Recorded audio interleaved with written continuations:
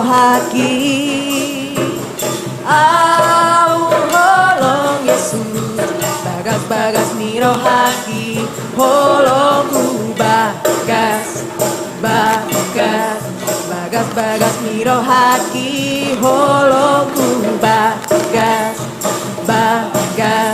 bagas miro haki tanpa pitados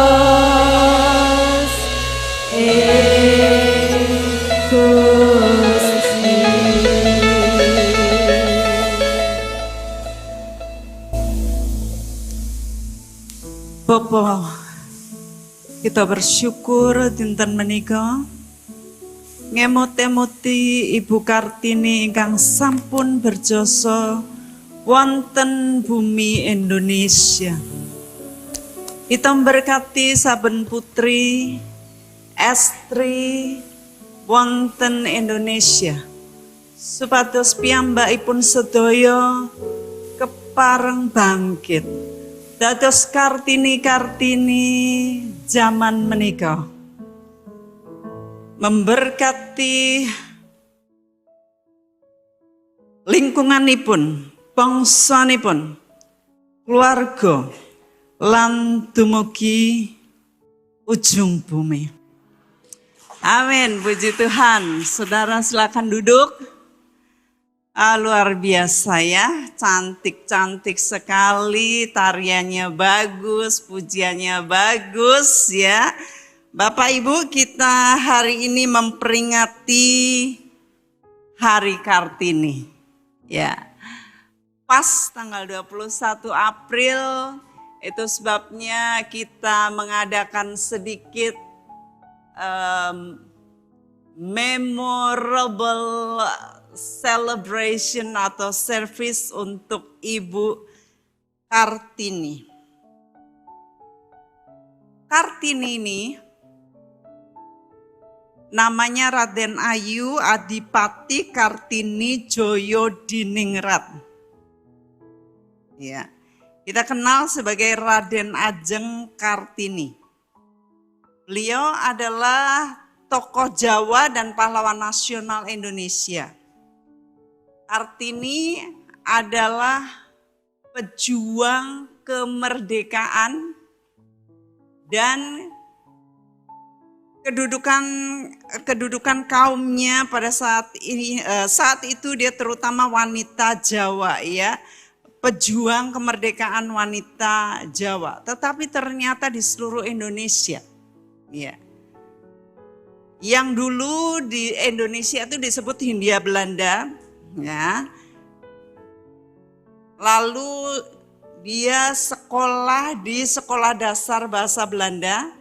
Dia ingin melanjutkan pendidikan lebih lanjut, tapi perempuan saat itu dilarang mengenyam pendidikan yang tinggi. Umur 12 langsung dipingit. Mungkin sudah haid ya, jadi langsung dipingit.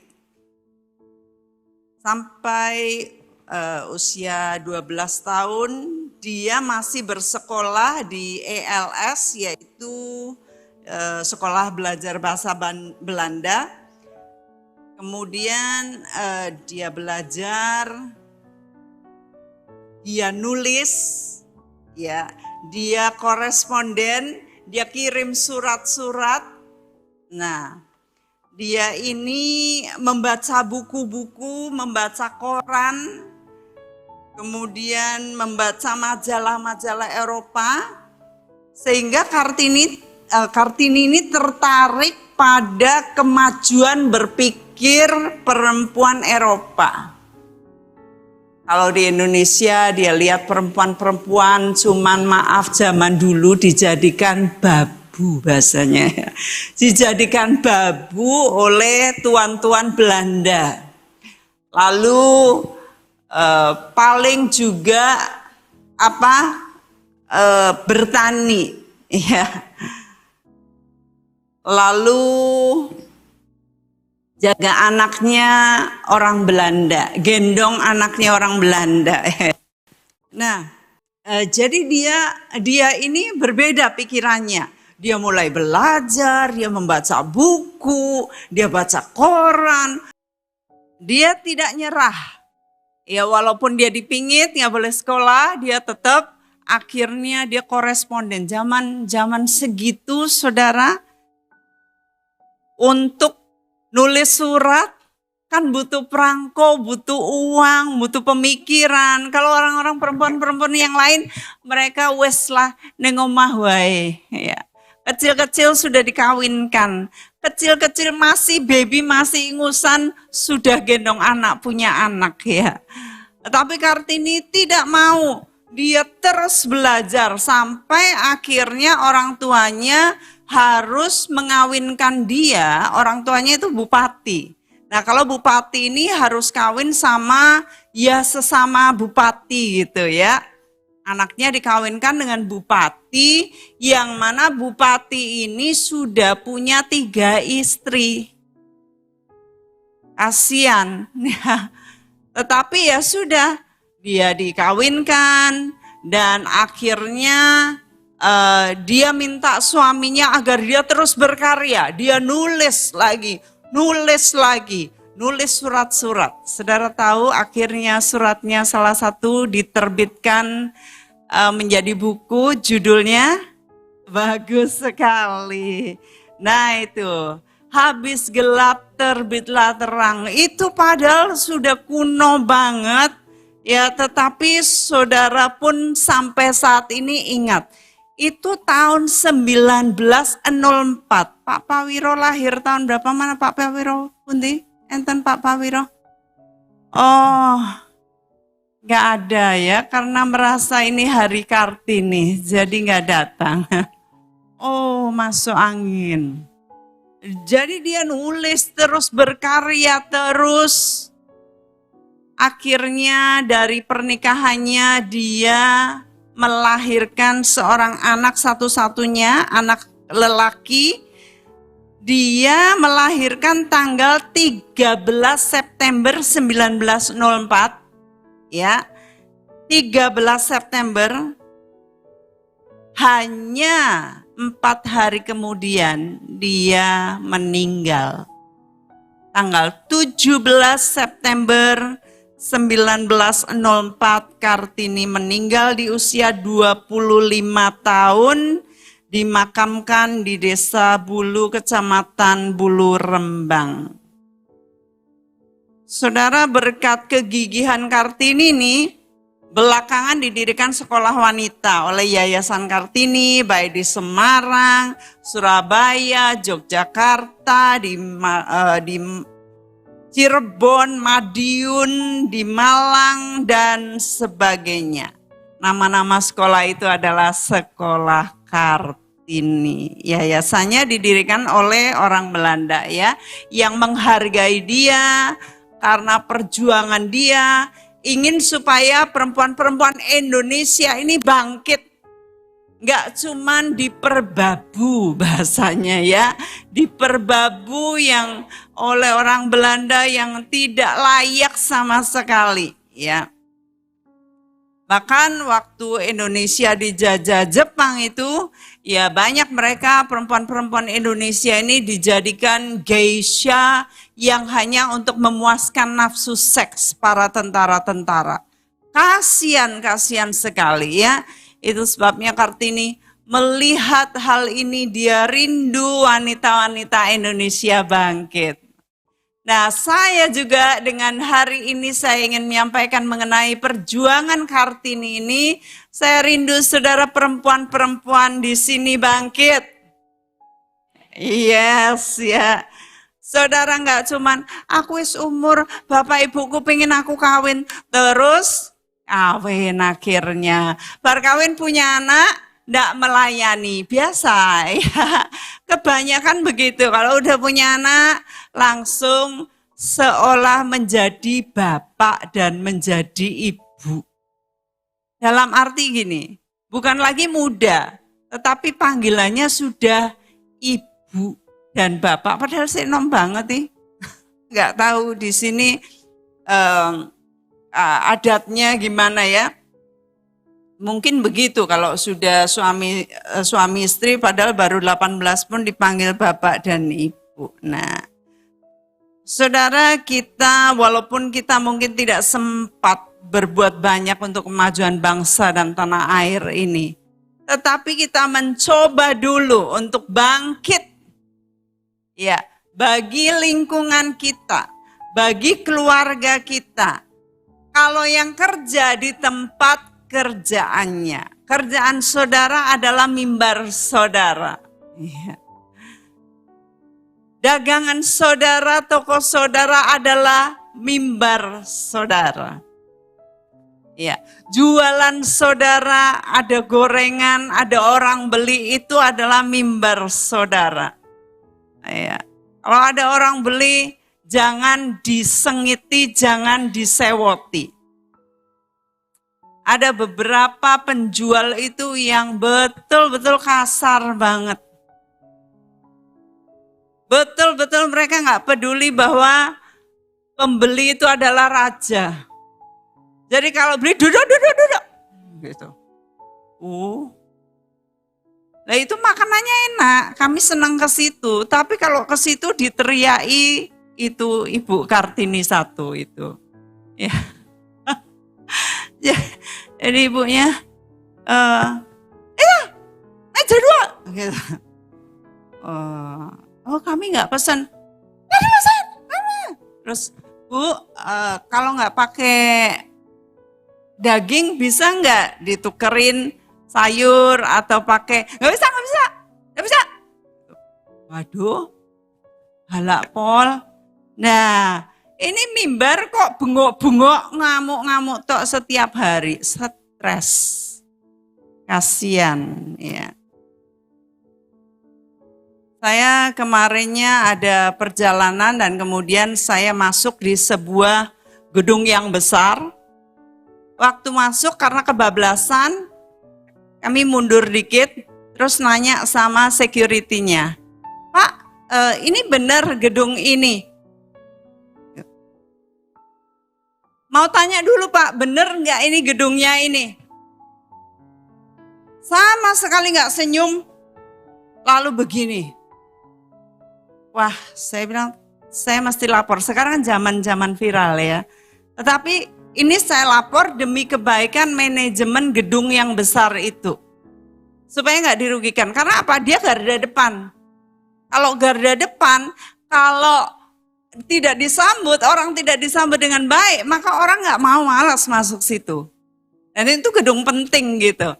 Jadi saya akhirnya masuk ketemu security yang baik sekali, bukain pintu. Mari Bu, selamat sore, silakan masuk. Aduh, saya bilang, Bapak kok baik banget? Pak, saya mau lapor ya.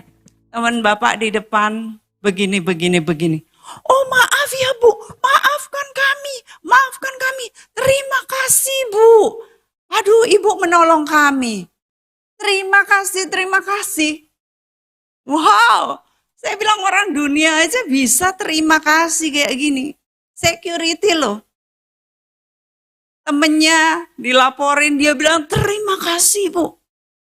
Ya udah, terus saya ada urusan di situ. Setelah itu nggak lama kemudian, paling 15 menit gitu saya keluar dan saya dikejar 3 orang. 1 ibu, manajer, dan satunya bapak yang tadi baik, 1 lagi siapa gitu. Datengin ke tempat parkiran, dia bilang, Ibu maafkan kami, saya manajer dari gedung ini, maafkan kami Ibu, telah merepotkan Ibu, telah begini. Ibu terima kasih, Ibu peduli dengan kami. Ibu memperbaiki kami supaya kami pelayanan lebih baik lagi di kemudian hari. Wow, saya bilang hebat banget.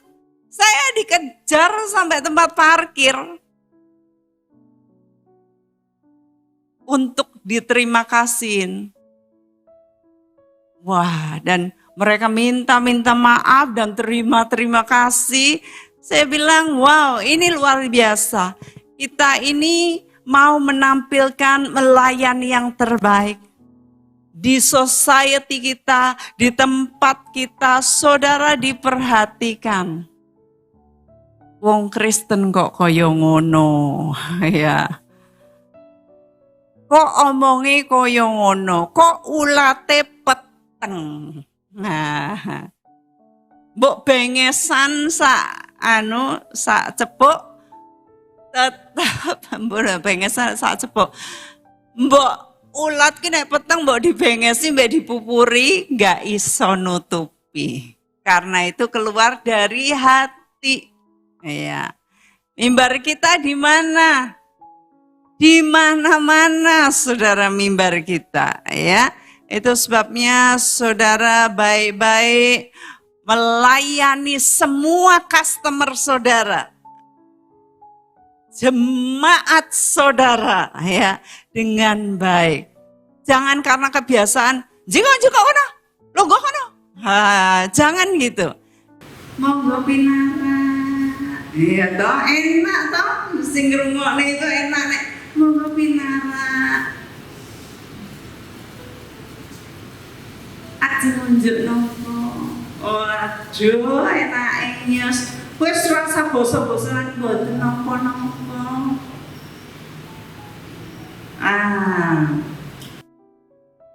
Kita biasa itu kalau buruk itu cepat nulare, saudara. Ya, saudara punya anak-anak, iki saka ngendi kulane?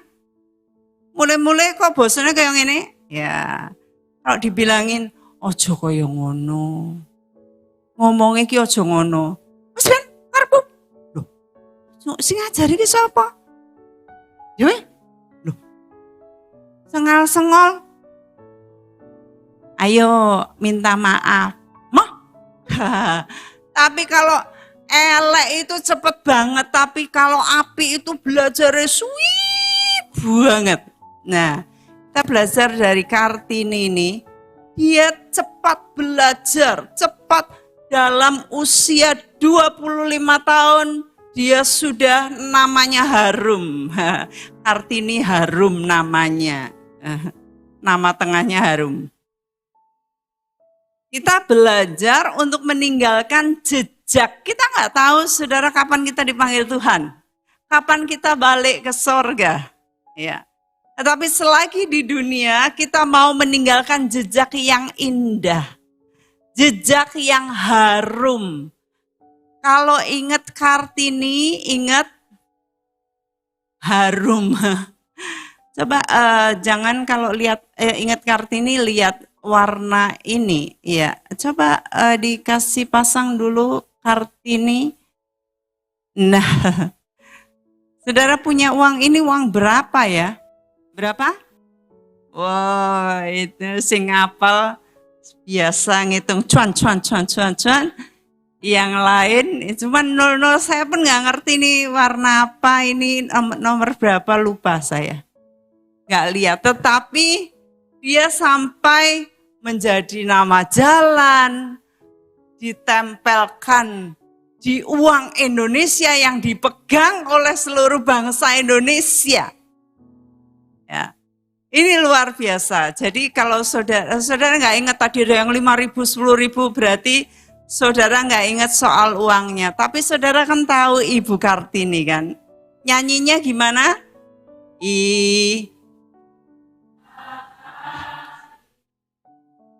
Putri.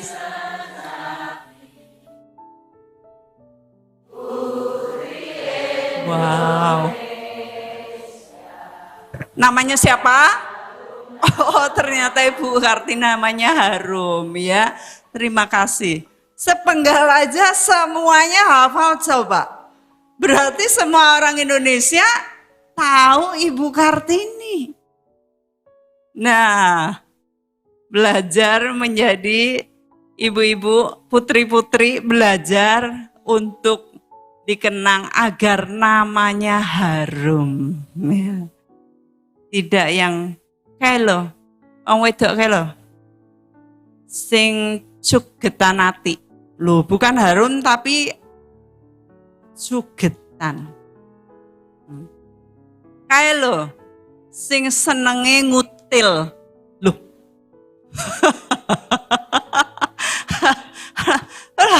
Oh, sing senenge ngutil.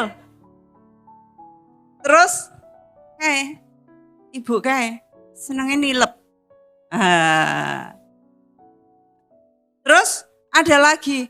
Kayak senengnya utang rambale kayak. Waduh, gak enak.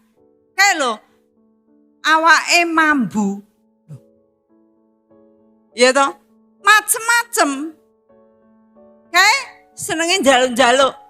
Aduh, ya.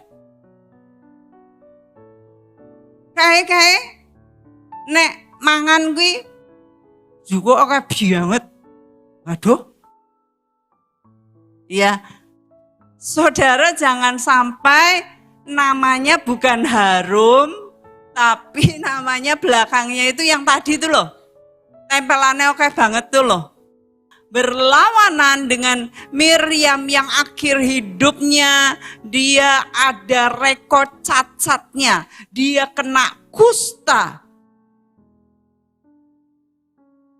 Dan rekod dalam sejarah tidak terhapuskan. Walaupun Tuhan ampuni, walaupun dia masuk surga, dia mendapatkan kedudukan di surga, tetapi rekod di dunia dan di surga dalam Alkitab tidak akan pernah terhapuskan. Jangan sampai hidup kita menoreh rekod sejarah yang akan menyedihkan, mengecewakan, gelakne selami-laminya. Sekarang kita akan baca Hakim-Hakim 4, yaitu Deborah. Deborah ini dia adalah pengganti dari Nabi Ehud. Rupanya Tuhan bangkitkan perempuan untuk menjadi hakim di Israel. Dan di zaman itu orang-orang Israel berdosa lagi. Waktu berdosa maka Tuhan menyerahkan bangsa Israel ini ke tangan seseorang yang bernama Yabin. Ya, Yabin. Lalu Yabin ini punya panglima namanya Sisera. Nah, kemudian dalam 20 tahun itu mereka ditindas, bangsa Israel ditindas oleh Yabin dan Sisera. Mereka berseru kepada Tuhan, maka Tuhan membangkitkan Deborah. Tuhan lihat perempuan yang punya hati, punya keberanian. Keberanian penting banget. Punya hati cinta pelayanan. Jadi akhirnya Tuhan bangkitkan Deborah ini jadi hakim. Dia tiap hari duduk di bawah pohon kurma. Kurmanya aja pohonnya terkenal dinamai kurma Deborah.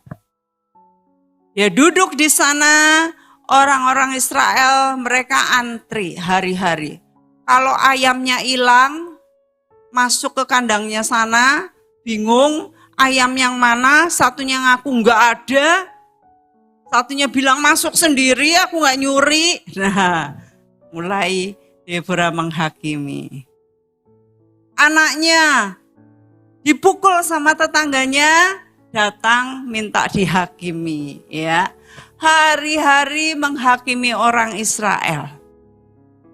Sementara orang Israel nih ditindas oleh Yabin. Lalu suatu hari Tuhan ngomong sama Deborah ini. Dia lagi biasa-biasa. Lagi duduk-duduk biasa. Tiba-tiba firman Tuhan bicara. Nah ini kita belajar saudara. Bahwa kadang-kadang saat kita ini sudah siap.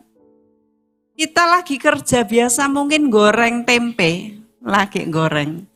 Tiba-tiba Tuhan berbicara. Saudara, sapa kuwi? Pokoknya aku ngrungokke swara ya. Tapi kok ora ono wujud. Dan diulangi lagi. Nah, taulah saudara itu suara Tuhan. Oke, now ayat 5. Hakim 4 ayat 5. Ia yaitu Deborah biasa duduk di bawah pohon kurma Deborah. Dan orang Israel menghadap dia untuk berhakim kepadanya. Lalu ini ya, ujuk-ujuk. Akhirnya Tuhan ngomong sama dia.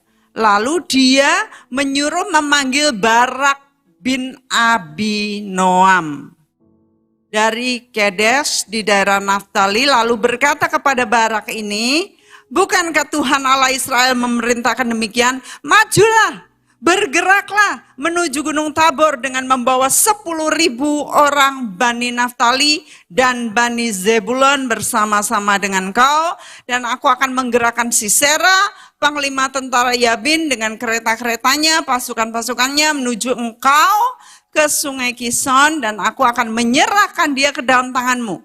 Tuhan ngomong nih, lewat nubuatan. Barak, maju.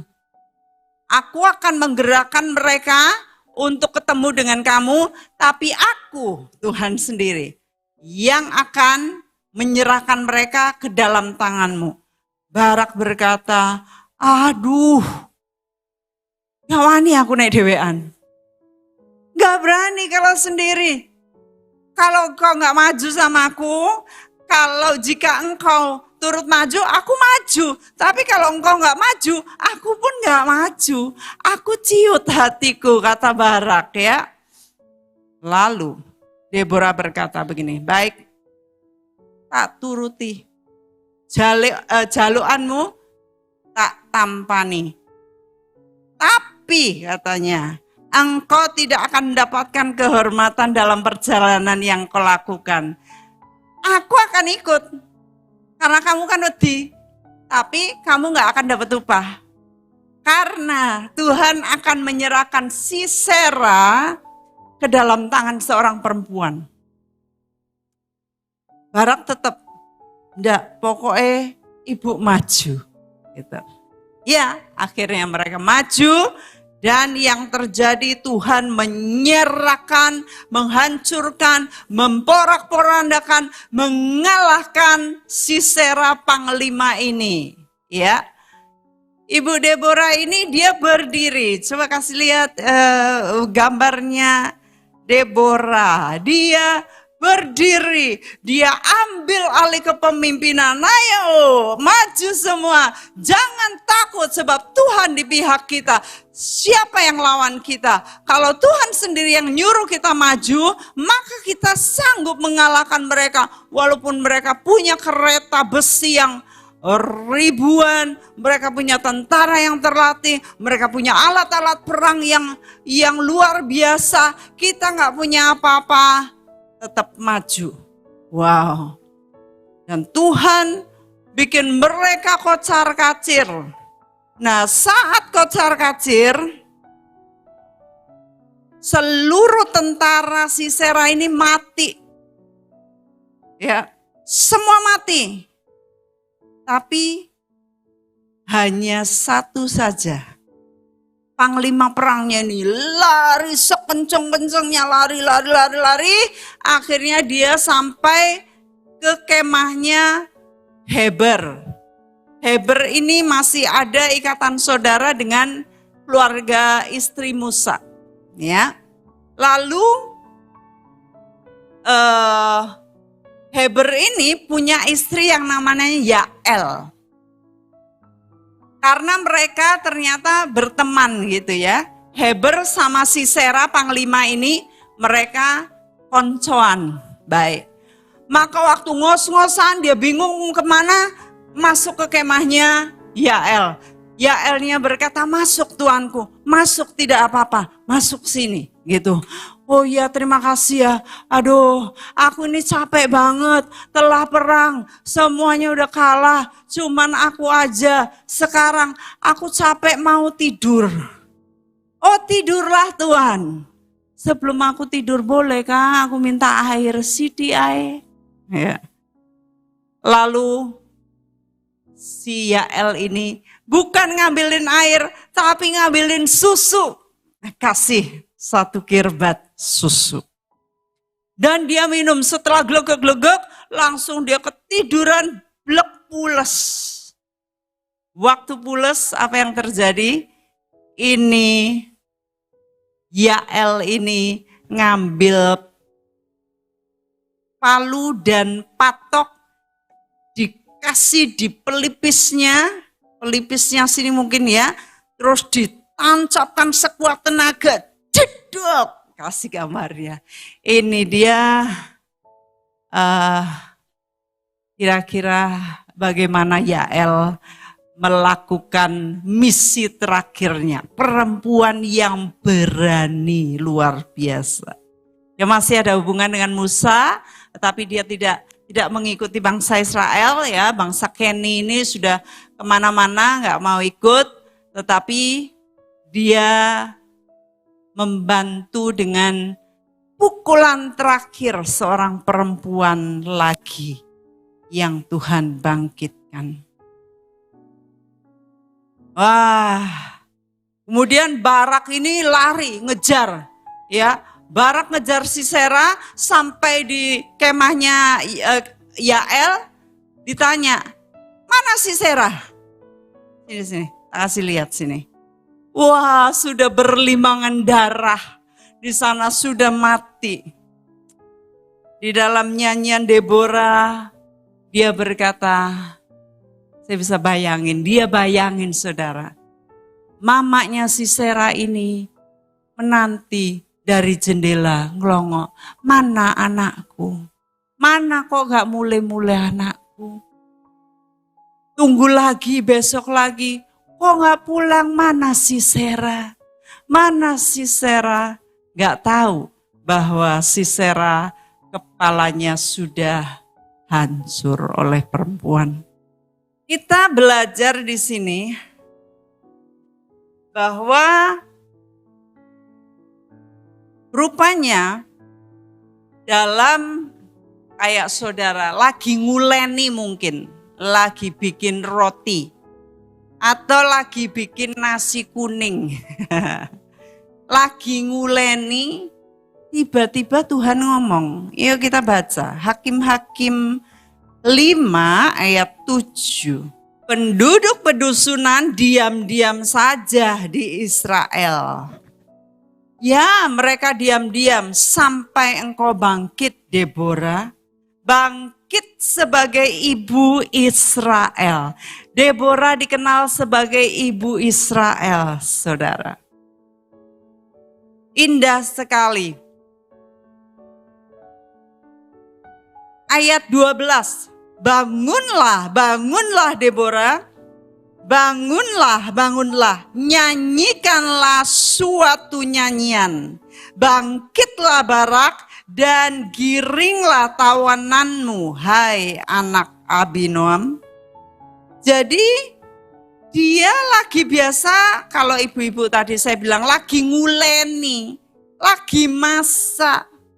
Lagi kalau bikin apa itu dilipit-lipit, lagi apa bitingi daun pisang.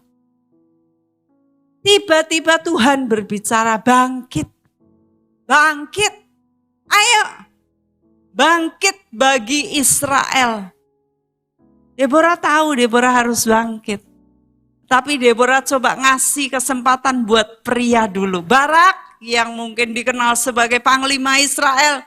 Ayo kamu pemimpin. Barak bilang, aku bakno wedi bu. Aku jire rawani. Saudara jangan sampai saudara ciut. Apalagi pria-pria. Gak boleh ciut. Gak boleh takut. Gak boleh ngomong gak bisa. Bisa. Ya. Kula mboten saged, kula mboten wantun. Bisa, saudara. Jangan nego, saudara akan dapat medali dari Tuhan. Dapat kepercayaan, kehormatan dari Tuhan. Jangan kasih ke perempuan, saudara, kalau saudara dipanggil. Kalau saudara nggak mau, akhirnya perempuan yang bangkit. Saya nggak ngerti kenapa saya bangkit sebagai perempuan. Saya punya 2 kakak laki-laki. Saya nggak tahu. Tetapi saya yang dulu, kalau saudara di sini, ibu-ibu, bapak-bapak ingkang sampun sepuh, pasti tahu saya gimana dulu.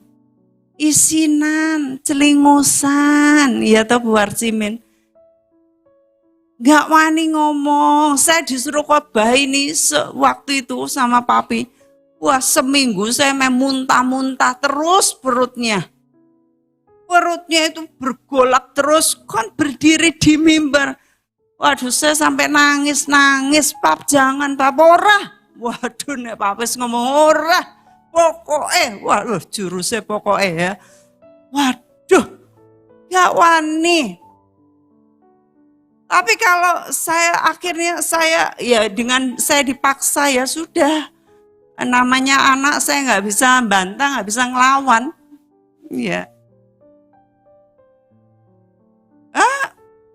Saya melayani dan sekarang saya itu kagum sama Tuhan. Kalau lihat bapak-bapak pendeta berjajar mendengarkan pengajaran saya. Kalau lihat orang berbondong-bondong datang mendengarkan saya tuh kagum. Kagum sama Tuhan. Tapi kalau saya nggak bangkit, kalau saya dari dulu ngomong, ora, aku isinan, aku celingus, aku minder, ora ono apa-apa sing tak banggake, ra iso ngomong, ilate belit. Saya punya banyak alasan untuk nolak, tetapi saya manut. Ya. Jadi Deborah ini ada saatnya nanti saudara seperti Deborah. Saudara lagi terus melakukan tugas saudara. Tugas rutin. Ya, hari-hari kita tugas rutin. Ya. Si ngeterke anak sekolah, ngeterke anak tonggone sekolah. Ya. Masake bojone, lonjo, dedeli, baju bayi, jahit seperti biasa, hari-hari biasa rutin. Tapi suatu hari nanti kalau Tuhan bilang, weh, Siti,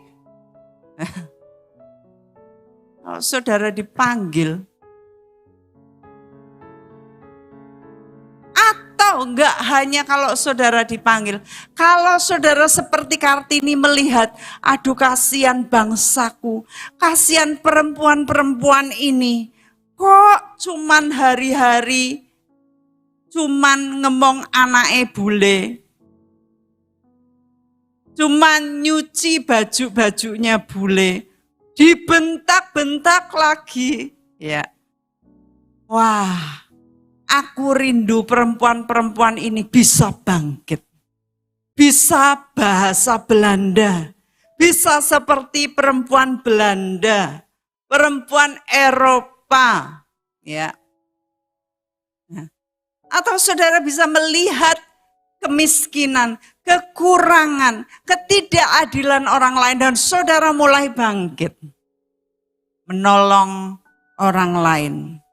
Saudara ditawarkan, mungkin sudah sering, tapi saudara mundur. Ya.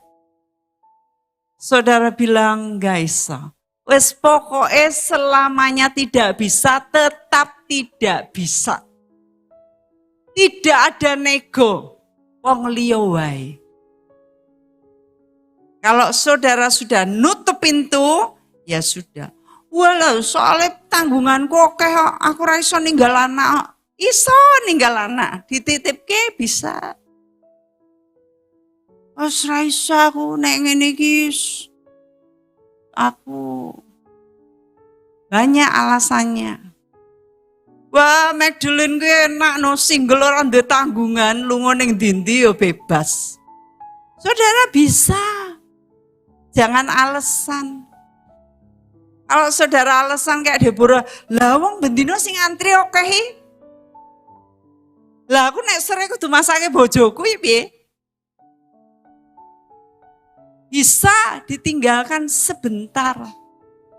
Kadang-kadang Tuhan itu membutuhkan yang cepat, yang hanya satu kali saja dan saudara akan mendapatkan nama kekal seperti Deborah.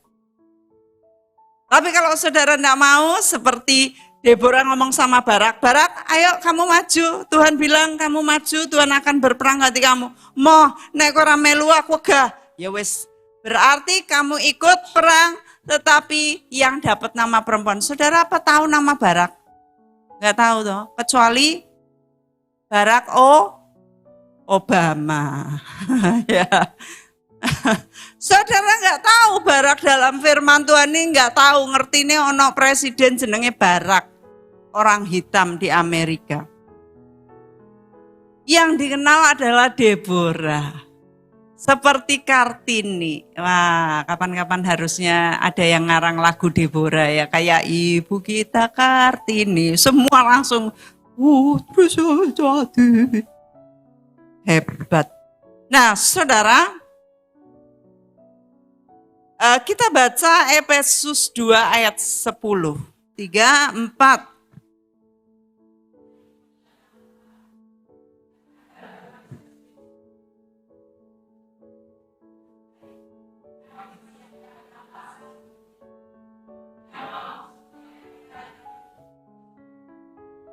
Nah, jadi saudara ini diciptakan dengan suatu maksud yang mana Tuhan sudah menyiapkan pekerjaan baik sebelumnya. Jadi saudara ini sudah ada pekerjaan masing-masing. Pekerjaannya besar saudara. Satu kali ada pekerjaan besar yang harus saudara lakukan. Gak cuman jogo warung. Jogo warung gak apa-apa. Iya. Ngeterke anak sekolah gak apa-apa. Nyetiri gak apa-apa. Tapi suatu kali ada pekerjaan besar yang harus dilakukan. Iya. Pak Prapto dengan setia nyetiri, jemputi saudara, bersihin rumah Bapak Gembala. Suatu hari Pak Prapto nanti akan diangkat jadi pelayan perjamuan. Sebelum ditabiskan, didoakan, lari kecil. Ibu Mek, saya sudah bersyukur, saya nyetir, sudah bersyukur, saya pelayanan di belakang saja. Saya ndak usah di depan, nggak layak. Tidak, Bapak sudah layak, Bapak melayani. Nah, yang njeh ini loh, nyenengke. Kalau ndak Bu Mek, pokoknya aku wegah diceluk wegah maju. Tuhan gemes, ya, pides engko. Nah, saya nggak bisa tapi tetap maju. Nyeneng gitu. Saya minder nggak pede tapi tetap maju. Loh, Filipi 2 ayat 13. Nah ini yang tadi 2 ayat 10 Efesus. Tuhan mau supaya saudara tinggal dalam pekerjaan yang Tuhan siapkan bagi saudara. Nah sekarang Filipi 2 ayat 13, 2, 3. Karena Allah lah yang mengerjakan di dalam kamu baik. Nah, Tuhan itu mengerjakan di dalam diri saudara. Jadi saudara tinggal, oke, aku mau. Nggih. Kula nurut mawon. Manut. Nah, maka Tuhanlah yang akan mengerjakan menurut kerelaannya. Karena saudara diciptakan untuk melakukan pekerjaan yang sudah Tuhan siapkan sebelumnya. Dan dia mau supaya saudara tinggal di dalamnya. Nah, saudara, Tuhan itu memakai orang yang biasa, yang ordinary, untuk melaksanakan maksudnya. Tuhan pakai ibu-ibu seperti Deborah tadi. Tuhan pakai ibu yang biasa, nggak ngerti ya kalau digambar itu kayak dia masih muda, cantik. Tapi ada yang gambarnya yang lomprot, ibu-ibunya lemu gitu ya. Perutnya lebar, terus sudah tua rambutnya putih duduk di pohon. Mungkin kita nggak ngerti modelnya Ibu Deborah seperti apa ya. Tetapi suatu hari Tuhan bisa pakai orang yang nampaknya biasa, ibu-ibu yang sanggulan, yang bendino itu pakai minyak kapak.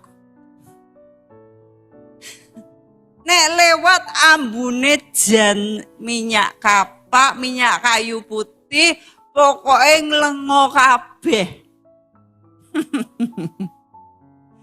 Tapi kalau Tuhan ngomong, Sukir. Aduh kok. Enjera apa? Doakno ke tanggomu. Ora iso doa Gusti. Aku njaluk donga ben minggu kok kon dongake. Dongakno aku yang akan menyembuhkan. Nah, nggih Mbak Sukir. Nggih, mudeng mangertos. Dijelaskan ya. Kalau suatu hari ibu-ibu harus melakukan, Tuhan ngomong harus dilakukan. Tuhan itu bisa pakai orang yang sederhana untuk melakukan rencana yang besar bagi kemuliaannya. Ya, ada seorang hamba Tuhan luar biasa, dia berkata begini, dunia ini akan tercengang saat melihat apa yang dapat Tuhan lakukan terhadap seorang yang hidupnya dipersembahkan kepada Tuhan sepenuhnya. Kalau saudara itu, saudara age ngoncei gedang kuwi diulet nggone tepung supaya digoreng bendino bukai gedang kepok ya. Tapi kalau hidup saudara saat ngene sambil nguleni, saudara bojoku ngene lho banget. Aku tang ora bojoku ora. Saudara jangan gitu.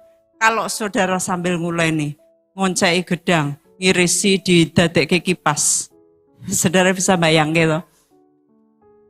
Lalu digoreng, just haleluya, puji Tuhan, terima kasih. Sing mangan gedang kabeh diberkati, ya.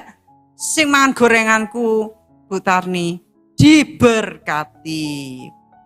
Sing nyekel barang iki diberkati. Sing nganggo iki terima Tuhan Yesus. Dalam nama Tuhan Yesus tumpangi kabeh, tumpangi tangan, gedang, lento, tempe, ya apa semua tumpangi tangan dalam nama Yesus, dalam nama.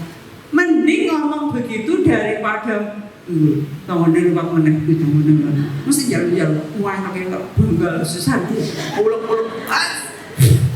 Mending ngomong begitu daripada tangannya lewat meneh kuwi tangannya lewat mesti jalu-jalu wah pakai banggal susah kuwi. Tidak boleh begitu ya.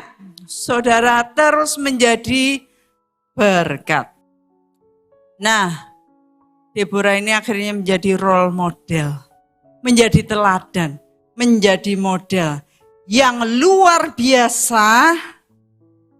Dikatakan Hakim-Hakim 5 ayat 31 ayat terakhir. Demikianlah akan binasa segala musuhmu ya Tuhan, tetapi orang yang mengasihinya bagaikan matahari terbit dalam kemegahannya. Lalu ini dia, amanlah negeri itu 40 tahun lamanya.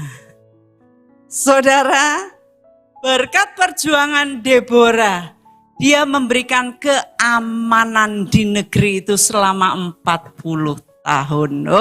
Luar biasa. Daripada saudara ngomel kayak gitu toh. Lebih baik saudara puji Tuhan, haleluya, orang yang jamah ini semua barangku akan diberkati. Kalau orang datang bilang haleluya, Tuhan Yesus memberkati, gimana kabarnya, kabar ibu-ibu? Iya. Ojo memiliki meneh kowe meneh nganyelke kowe utang toko. Jangan saudara ya.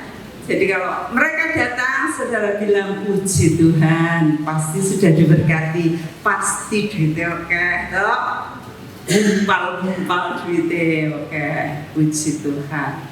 Nah ini kerinduan saya, saudara perempuan-perempuan bangkit, berdiri dengan tegak.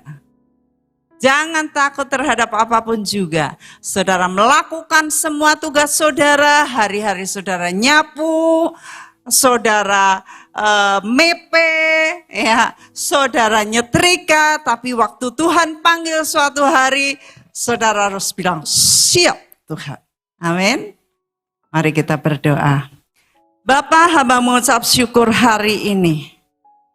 Karena kami dapat memperingati perjuangan Ibu Kartini yang telah menjadi suatu model bagi Indonesia.